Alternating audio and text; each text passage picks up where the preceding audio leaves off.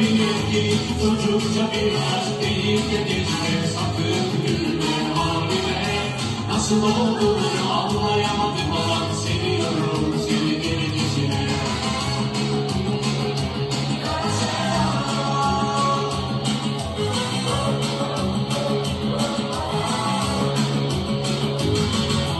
Nasıl anlatsam bilemiyorum, gözlerim kararıyor.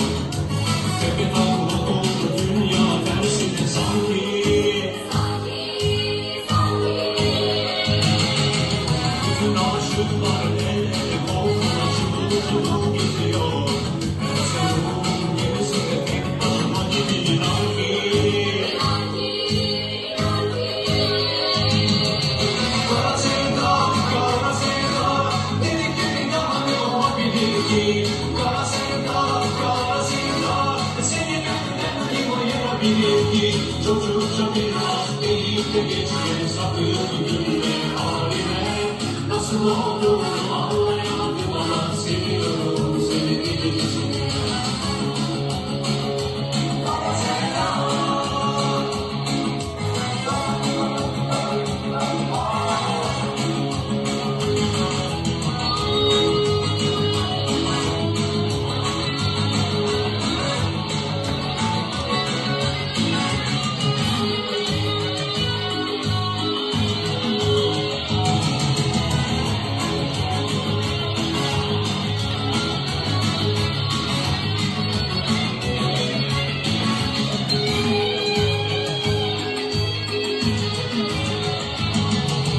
Kara sevda, kara sevda, dedikleri yalan olabilir ki?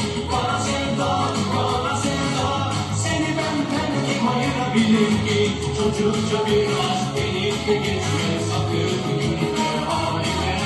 Nasıl olduğunu anlayamadım ama seviyorum seni delicesine.